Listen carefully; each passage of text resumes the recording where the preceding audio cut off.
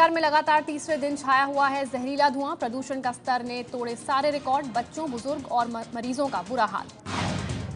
दिल्ली में भारी प्रदूषण के बाद हरकत में सरकार। Deputy CM Manish Sisodia Sindhu border पर गाड़ियों के पोल्यूशन की चेकिंग के लिए पहुंचे।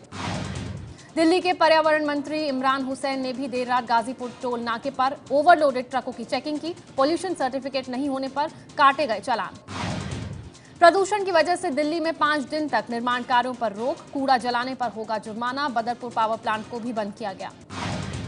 दिल्ली में आज से सड़कों पर होगा पानी का छिड़काव। 10 नवंबर से शुरू होगी वैक्यूम क्लीनिंग। कृत्रिम बारिश कराने पर भी विचार कर रही है दिल्ली सरकार। प्रदूषण की वजह से दिल्ली के सभी स्कूल 3 दिन के लिए बंद। आदेश नहीं मानने पर निजी स्कूलों पर कार्रवाई की चेतावनी। दिल्ली में धुंध के बीच मना छठ का त्योहार। स्मॉग के बावजूद सीएम केजरीवाल के सामने फोड़े गए पटाखे। केंद्रीय पर्यावरण मंत्री अनिल दवे ने आज फसल जलाने की समस्या को लेकर दिल्ली, पंजाब, हरियाणा और राजस्थान के पर्यावरण मंत्रियों की बैठक बुलाई। दोपहर 12 बजे पर्यावरण भवन में होगी बैठक। दिल्ली के उपराज्यपाल नजीब जंग ने भी आज दोपहर 3 बजे प्रदूषण पर बुलाई है उच्च स्तरीय बैठक। सीएम केजरीवाल और आला अधिकारी भी बैठक में शामिल होंगे। दिल्ली में काले धुएं की वजह से 9 विमानों को जयपुर डायवर्ट करना पड़ा। बीजेपी के महासचिव कैलाश विजयवर्गीय का विमान भी रूट से डायवर्ट।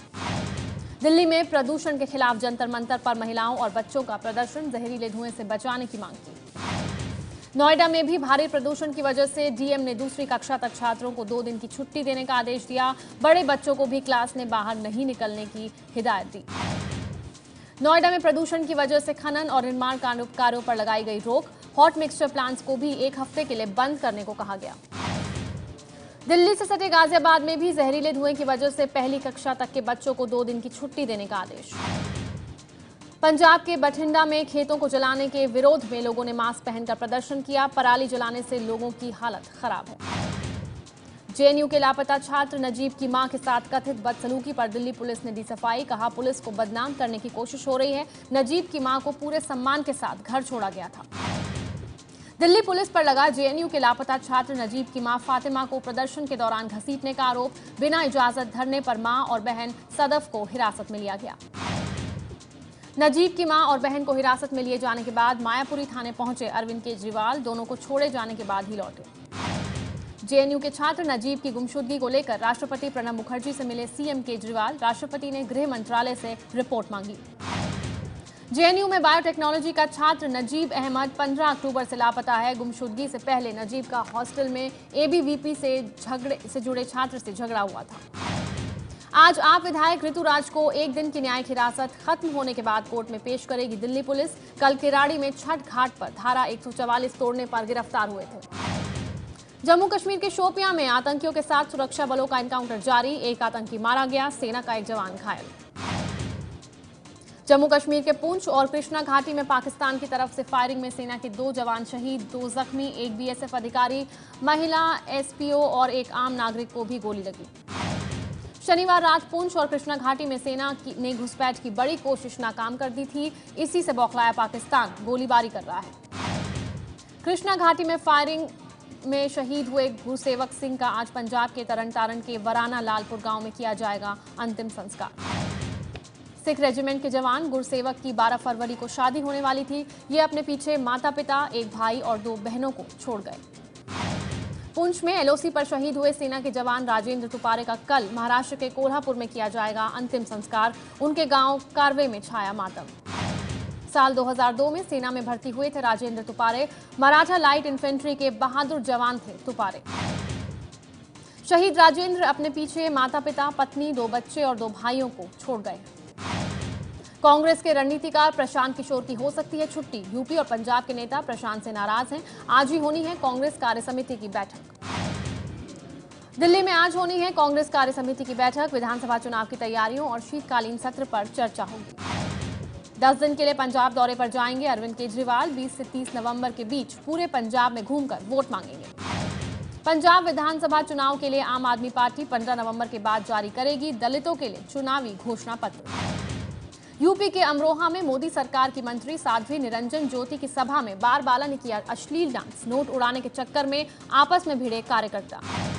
आज यूपी के कैराना पहुंचेगी बीजेपी की परिवर्तन रथ यात्रा। गृह मंत्री राजनाथ सिंह चुनावी रैली को संबोधित करेंगे। इलाहाबाद में मुस्लिम संगठनों ने यूनिफॉर्म सिविल कोड के विरोध और 3 तलाक के समर्थन के लिए की बैठक, सरकार के प्रस्तावों का विरोध करने का फैसला। ब्रिटेन की प्रधानमंत्री टेरेसा मे के भारत दौरे का आज दूसरा दिन, प्रधानमंत्री मोदी के साथ रक्षा, आतंकवाद और आर्थिक मामलों पर द्विपक्षीय वार्ता करेंगे। भारत दौरे पर आए श्रीलंका के राष्ट्रपति मैत्रीपाला सिरिसेना ने राष्ट्रपति प्रणब मुखर्जी से की मुलाकात, द्विपक्षीय मुद्दों पर हुई बात। मध्य प्रदेश के भोपाल में बेटियों को बचाने के लिए महिलाओं ने निकाली कार रैली, सैकड़ों महिलाएं रैली में शामिल हुई। यूपी के सीतापुर में ट्यूशन पढ़ने गई 11 साल की नाबालिग छात्रा की रेप के बाद हत्या, तालाब से बरामद हुआ शव, आरोपी शिक्षक हिरासत में लिया गया। यूपी के एटा में महिला को बस स्टैंड से लिफ्ट देने के बहाने अगवा कर गैंगरेप, 4000 रुपए और कुंडल लेकर हाईवे पर फेंक गए आरोपी, 4 अज्ञात लोगों पर केस दर्ज।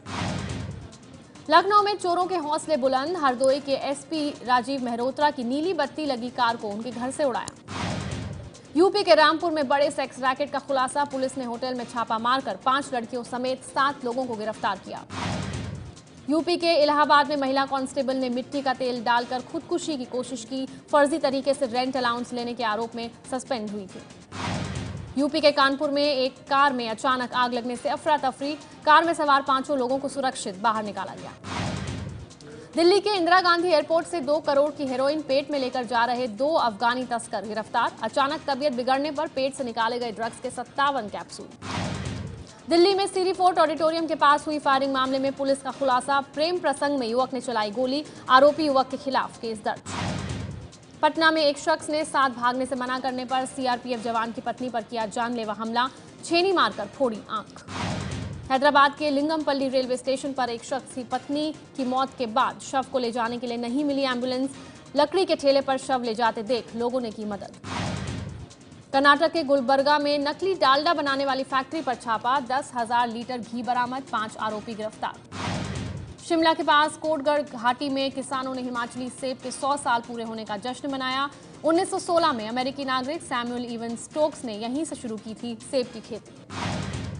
असम में आए दिन होने वाले बंद और रास्ता जाम से ऑयल इंडिया को सालाना 50 से 60 करोड़ रुपए का नुकसान, कंपनी ने के जीएम उत्पल बोरा ने जानकारी दी।